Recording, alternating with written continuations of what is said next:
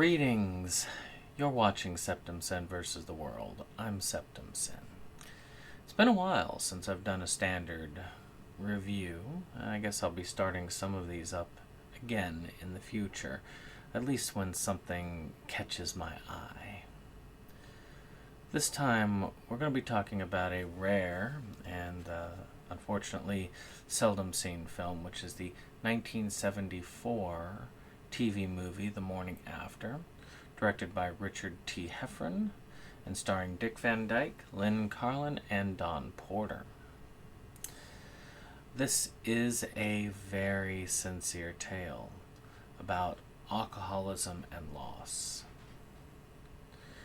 Dick Van Dyke plays Charlie Lester, a fairly successful businessman who has his own demons and a family with a wife and 2 children.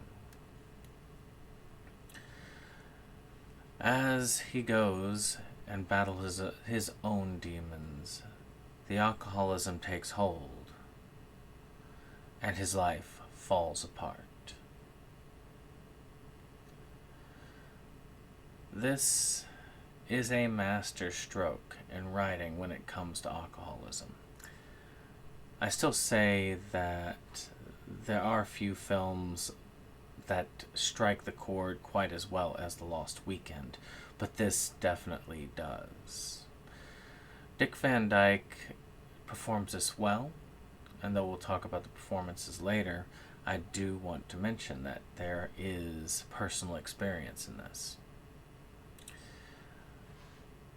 I have seen addiction destroy individuals, both personally and professionally. And I will say that this is a very accurate picture of what happens.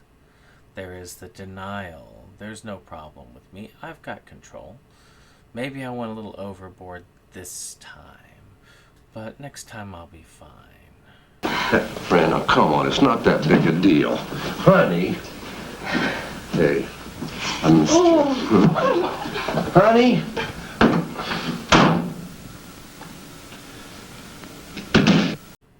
Or, yeah, I went for a few sessions of therapy, but I'm cured. I'm good now. I can start back anytime I want. I'm in control. Which, of course, in truth, he's not in control. Even the ending, which some people have criticized in the past, I disagree with the criticism, because sometimes things do not end well. And the ending is sort of an open-ended. He could make a recovery. He could die of his alcoholism. We don't know what happens to Charlie at the very end of this. But we do have the tendency to try and fill in the lines. I'd like to hope that Charlie was able to find some measure of relief, both mentally and physically in life. Much like the titular star of the film, who is 98, by the way, and still dancing and doing things. So I think that he's managed his recovery quite well. So as we know, Dick Van Dyke, well, some of you might not know, Dick Van Dyke, who is a pretty contemporary star, going back to the 60s, Dick Van Dyke Show, various movies, Mary Poppins being one good one, for example. This man used to be a working alcoholic. He used to be drinking on the constant, but always showing up to work. But as soon as the work ended, he always had a martini in hand.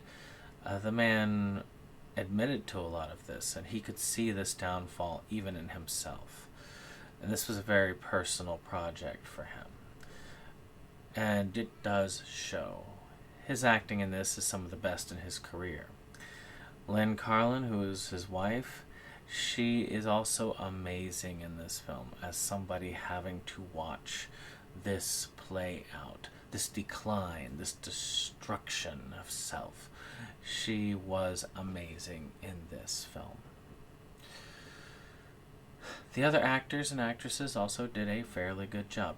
This does have some reek of TV movie, both plot-wise and acting-wise, and there are a couple of aspects that definitely show that, but this is still quite amazing. I think that they could have, with a few tweaks, made this into a theatrical production, which might have kept this film with us a lot more than it has. So, as far as production, not much there. You don't need a lot. There are a few nice sets. They do accurate with the makeup and clothing design, and that's something else that matters.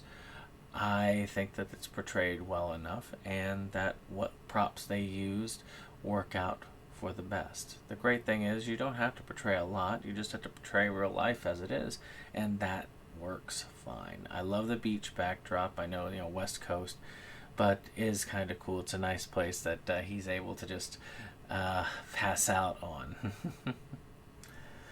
As far as music is probably the most telling of it being a TV movie. It reminds me a lot of, say, Mazes and Monsters. It's definitely old school when it comes to the music scene, and that's fine. I mean, it's a movie of its age. Though, I do think that this could be remade if someone more, well, not more, just as talented comes along that can play the role. Maybe Robert Downey Jr. I mean, the man has had his own struggles with addiction. It is a very serious topic. If you struggle with addiction, you need to try and get help. Look up some of your local mental health centers in your area. Most of them do have substance use treatment as a part of them. And get this taken care of. You don't want to end up like this man. Now, I think that this is an important film. And at this point, I would say, who is this film for? I think this film is great for people who have struggled or might even be questioning if they're struggling with these types of illnesses, or even family members. I think having this hit home does serve a purpose. I think that this is a good film for anyone liking a good drama, liking good acting. Dick Van Dyke fans, this is a must for you because this is an important film for him. Who is it not for? People who are easily triggered by things like alcoholism, loss, and these things. It will be bad if you are addicted to a substance and it doesn't take much to trigger that addiction. I would not watch this as well, much in the same vein as I would not necessarily want somebody to watch Requiem for a Dream, as I've heard many people are triggered back into use with that movie, which is very interesting. Now, getting it, that's a different thing. So, I didn't talk much about this edition because it's not really an edition. This is something somebody taped off the TV when it aired and transcribed it to a disc. That's it. Unfortunately, there is no physical release for this that I know of.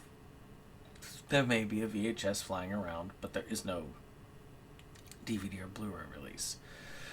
It's not on YouTube.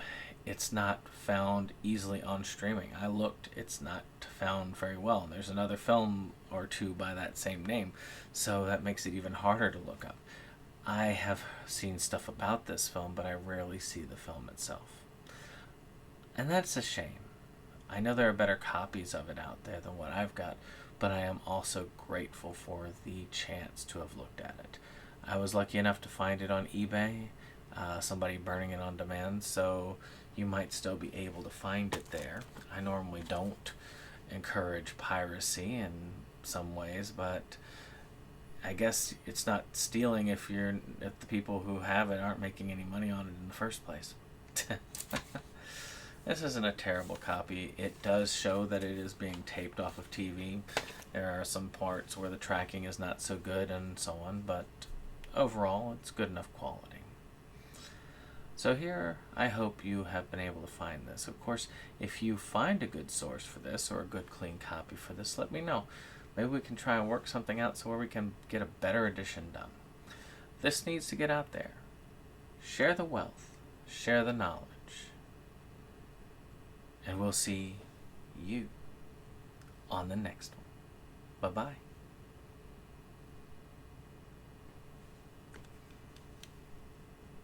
This is the end of the show. We hope you liked it though. We had our spend, a time afraid. It's almost time to go. This is the end of the show. But we felt you'd like to know. A bunch of friends right to the end. Our link just down below. This is the end of the show. So help us let you know. 'Cause here's Jake to say the things we thought just couldn't go.